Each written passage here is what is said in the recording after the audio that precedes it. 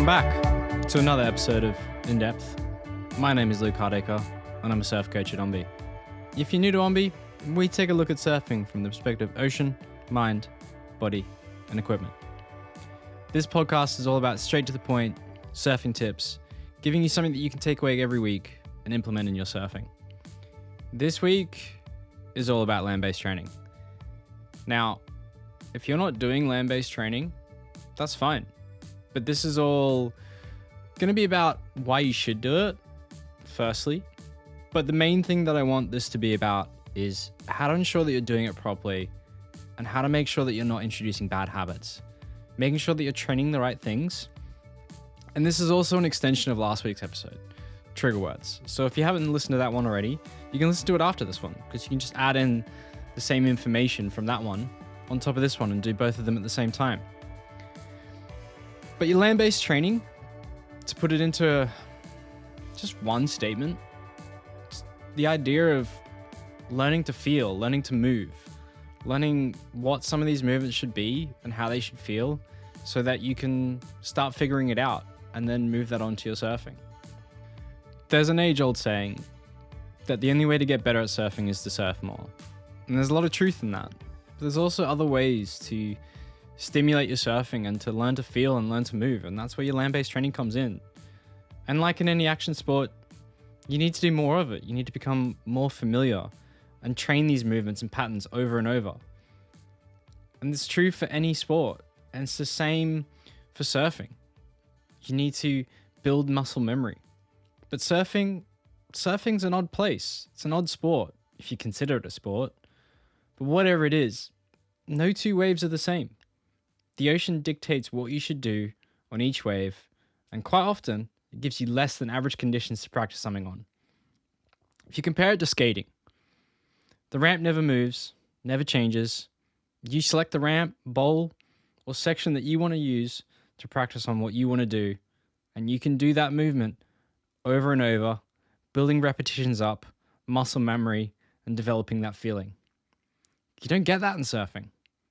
Nor do you get many spots to yourself without a crowd. So in a 2-hour surf, how much of that are you actually practicing that? And say you're doing your bottom turn. In a 2-hour surf, how many bottom turns are you doing? You may be only getting a few minutes at best. But like I said at the start, there's no replacing the surf. And this is the best place to train. But if you want to improve your surfing quicker, that time in between surfs can be used to work on these movements, develop an understanding of how to move better, and you can start feeling the movements so that you can try and replicate them in the surf again. Land-based training and the whole idea of it is going to give you that initial movement and the feeling that you can then further work on and apply in the surf. This is going to increase the rate at which you progress your surfing, and that's why you should do land-based training. So like I say in every episode, like I say with everything you do in your surfing, land-based training is all about developing muscle memory, learning to feel the movements, building up repeat movements, but mainly asking yourself the questions. How did you move? How did that feel? And how did it translate to your surfboard? Or if you're doing land-based training, skateboard. And learning's figuring things out. If in a surf you only did 3 cutbacks, but in a skate for 2 hours, you're in a bowl, you could try 30 cutbacks with micro adjustments, with each one slightly different than the other one. How much faster would you learn that movement and feeling? Sure, you still got to go back out into the surf, try and apply it there, but you get so much more feeling and you get a much bigger learning experience. They're not one-to-one. You know, there is a difference between skating and surfing, but you can learn to feel and learn to open up your body and create space and just figure these things out. And like I always say, everything in surfing is nuanced. And this is the same with land-based training. It really depends on what you're doing, what you're riding, what you want to achieve. It's heavily dependent on all those things. And then when you're in the surf, what the hell the surf is doing. But there's similarities. You're skating, you're surfing, you're trying to get up to the lip, you're trying to get higher up towards the coping. You're trying to do a cutback. You're trying to feel the ramp, compression, extension, all those things. And by training these similarities and asking the questions, making these adjustments, you're going to work through the movement, your technique, and how to improve it. If you think, to give you an example, a lot of people find it really difficult on their backside. And you want to work on your backside bottom turn, getting up. Even if you're on a longboard, it really doesn't matter. This isn't about shortboarding. But you're on your backside and you want to get up to the top of the lip, wherever you are on the wave, whatever style of surfing you are. If you haven't figured out how to lift with your body, compress and extend, open up space, and use your front arm and your back arm to follow through. Front arm to lift up, create space, back arm to follow through. You're going to find that movement really difficult. But if you've done that before on something similar and you're like, oh, if I did this on a skate park and I move my body in this way, I then start matching more of the angle of the ramp and the wave and I can get myself up higher. That feeling, that's why you want to do land-based training. You can figure that out. You can learn from your mistakes. If you can't make mistakes, you can't learn. And then the other side to this that's huge is muscle memory. And muscle memory is the ability to repeat movements based on previous training. It's the neurological pathways between your body and your mind becoming more familiar with an action, and this is easily trained by frequency. If you think about it in terms of working out in the gym, most beginners will see improvements in strength quickly. And when I say beginners, I mean people who've never really done it before. If you had some time out, you come back in, you've still kind of got those neurological pathways, but you'll still find strength gains reasonably quick. We're talking someone who's never really done it before. They'll have a really quick initial increase of strength, and that's due to becoming more familiar with the movement patterns. That's simply just, if you think learning to do a squat properly, doing it more and more, and the more your brain can make that movement efficient, you can lift more weight. And it's very similar in everything else that you do with muscle memory. It's just training your brain how to move well and become more efficient at it. And this is where, as you keep going into the gym or anything else you do, mainly with gym, your strength gains are really slow. So to build the actual muscle takes ages. And I'm not someone who specializes in this part of the world and exercise and strength training, but that's just, I guess, common knowledge. It's to build muscle takes time. You've got to put in effort. It's the bodybuilders have their strict diet routine, all of this. But as a beginner, you've got such an advantage of learning a new movement that it's just training your brain. And you want to take advantage of that. So your land-based training is a quicker way to build some of that muscle memory outside of the surf. And then you take it into the surf to perfect it. The other side of this, and if you've been listening long enough, reading the emails prior to this podcast, you know what's coming up. It's training without stress. Everything's about minimizing stress. Sometimes when I think about surfing, it's really you against yourself. It's a battle of how well can you relax yourself, because when you're more relaxed, you move better. You've heard me say it before. So the other side of land-based training then is removing stress. And as I said in the Trigger Words episode last week, you've got dippy, you've got so many things and distractions going on in the surf that it can get stressful. And most surfers aren't even aware of the tension or stress that they're having. And this is so true in skating as well. If you're going to go skating, we'll do a whole other chat about skating, but first thing, every session, just breathe, relax, get rid of tension and stress before you start. That's the best thing to do. Side note, tangent, I know. Anyways, if you watch a surfer with bad style, you can start to see where they're holding tension and where they're not moving well. Their body starts to look like they're locked up, and you can see some parts of their body are moving and others aren't, and it looks like they're, I guess, like guarding themselves. That's usually the way that I describe it to people. I'm like, it looks like you're trying to guard yourself with your front arm. You're like hugging yourself in really tight, fish clenched. You start noticing that about surfers.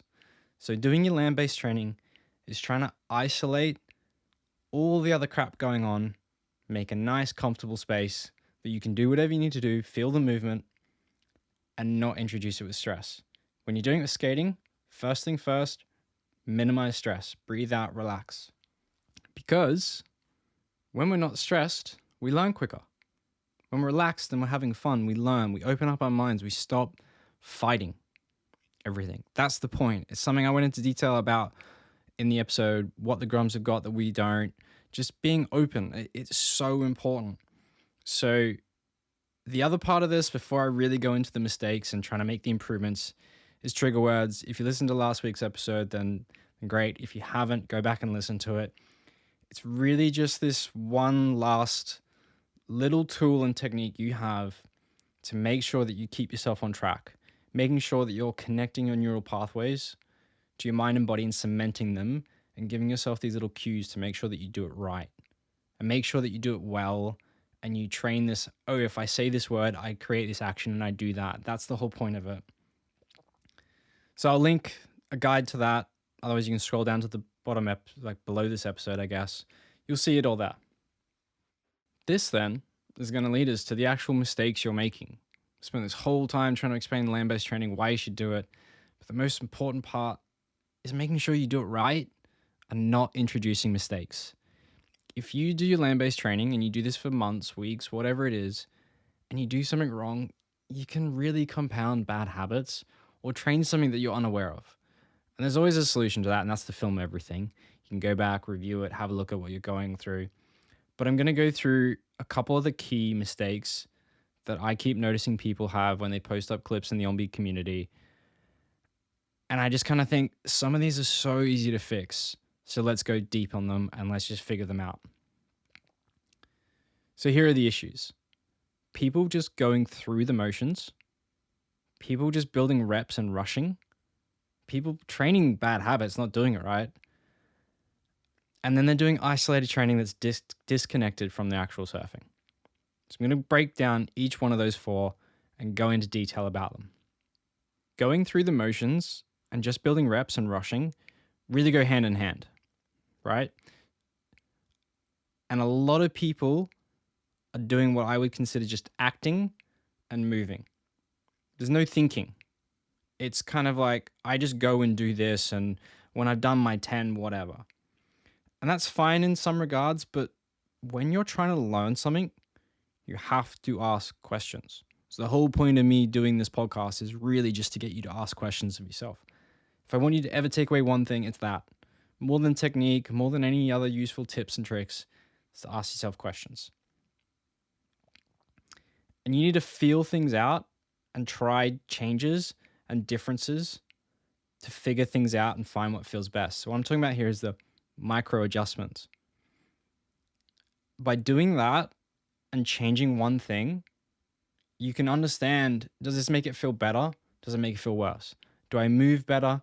Do I move worse? Is there more stiffness? Do I have a limitation in my body? All these kind of thoughts come into your brain.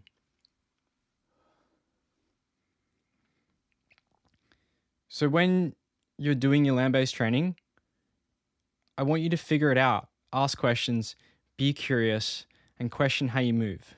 How does that feel? How would this impact your board? What outcome would this action create? And what micro adjustments can I make to make it better? This isn't always going to be obvious, especially when you're starting out. You don't know the changes. So make bad choices. Yeah, I've just told you to make bad choices. That's 100% what I want you to do. I want you to make something that seems so obviously wrong and make that adjustment and feel it. Ask the questions, be like, this I know is wrong. Why does it feel wrong? That's really easy to figure out. Go on the far end of the spectrum. If you're doing your pop-up or anything like that, be like, why does this feel wrong? Then try and make the better adjustments. And obviously this comes with time, or if you go through the training programs, you'll know which ones to do. When you make the better adjustments, you then need to try and conceptualize and understand, why did that feel better? Why, when I do this, does it feel better? Am I transferring more weight to my board? Do I have more stability? Am I keeping my body stacked and aligned when I'm moving? All those kind of questions. To make it easier, I'm going to follow up with an example. I'm going to talk about your pop-up and looking where you're going. This is a really easy one to figure out in terms of what's the really bad movement to do and what's the really good technique. And to feel and figure this out of where you're looking and when popping up, you need to do it on land, but make one change each time. I want you to find some space, wherever, do this when you're home. But the first time I want you to try this, you're going to lay down on the floor, and I want you looking at the space between your hands or just in front of you.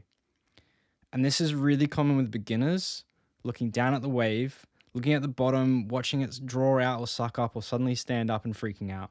They look down there, they've got a looking problem, not a pop-up problem.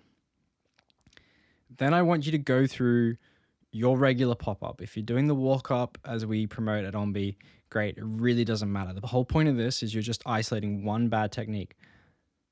As you're popping up, you keep looking down at that same spot. The idea is that you're simulating your head looking down the whole pop-up. Ask yourself the same questions.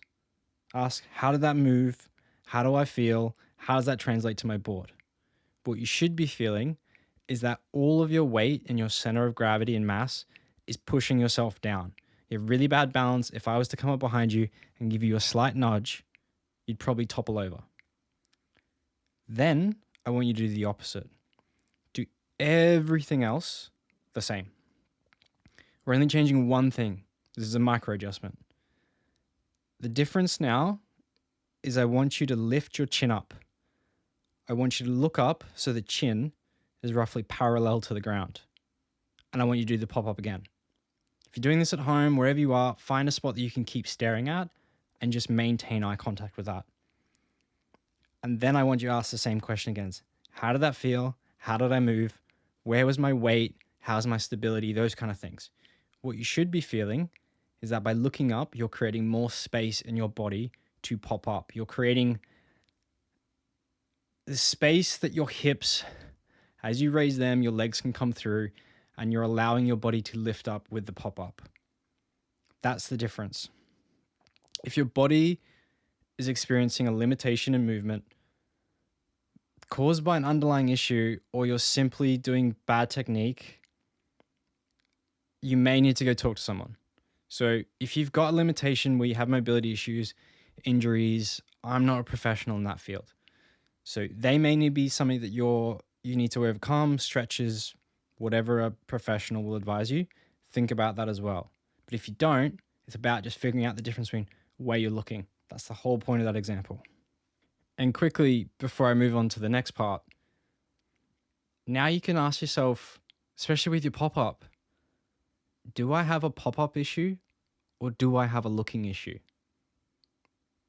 By doing this land-based training, asking yourself the questions and not just rushing through it, getting reps up, saying I'm going to do 10 of them, but trying to feel it out and making those adjustments, you're like, I have an issue with where I'm looking and how that's transferring to the rest of my body and how I move.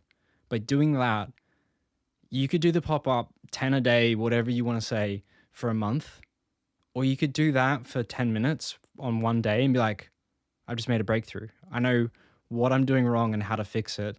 Now I need to make sure that I break the pattern when I'm surfing and start training to look up as I'm popping up. To really cement that, I want you to think of one sentence when you're training land-based stuff. You want to be in search of the feeling and not the reps. And as you're doing this, I also want you to think that you're not ticking a box at the gym. It's not just about go in, do this many, and then move on. You're trying to learn something. So you need to sit and think. It's not just regurgitate and do things without thinking. And that's the difference.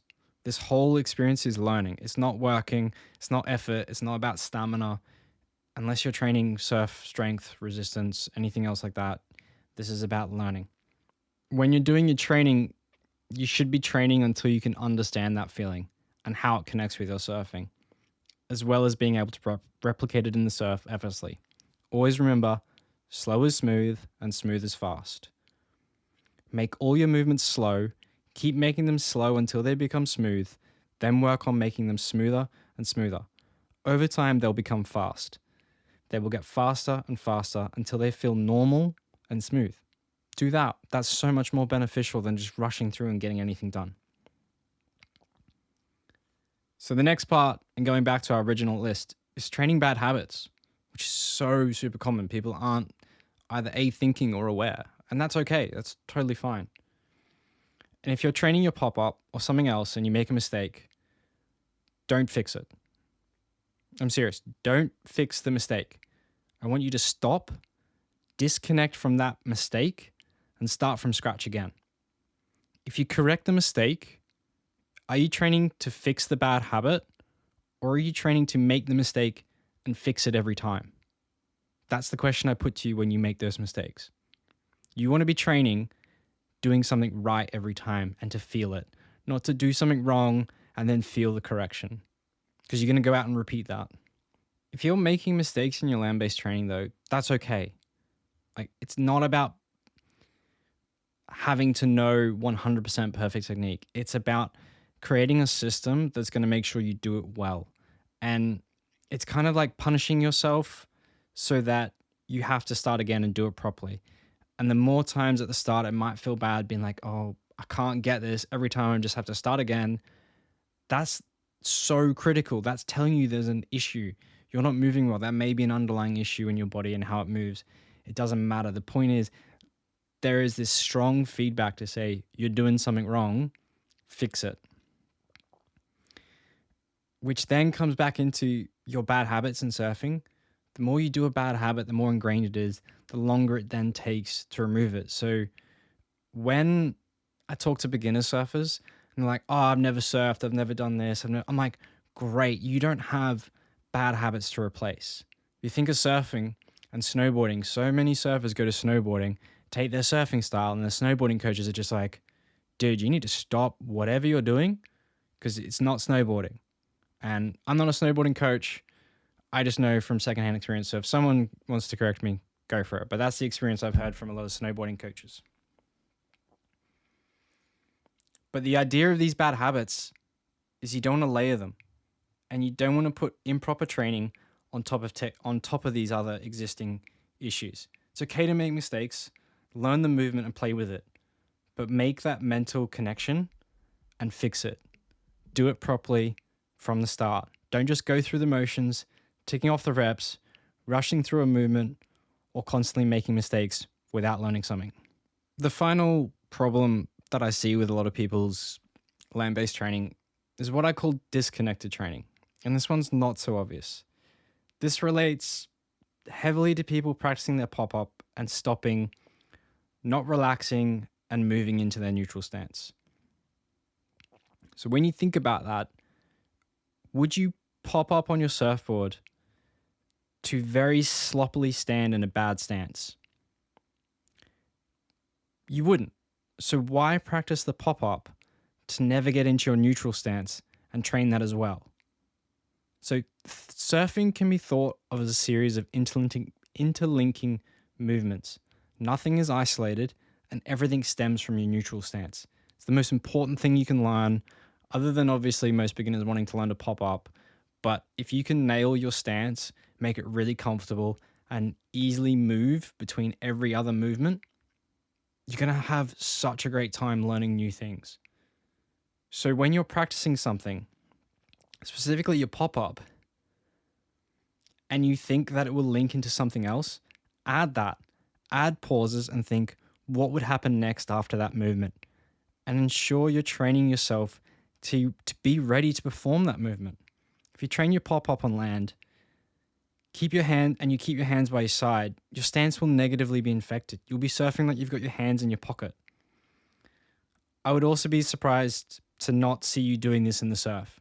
If you train it at home, you're likely to do it in the surf. So think, if I'm going to do a pop-up, then get into neutral stance.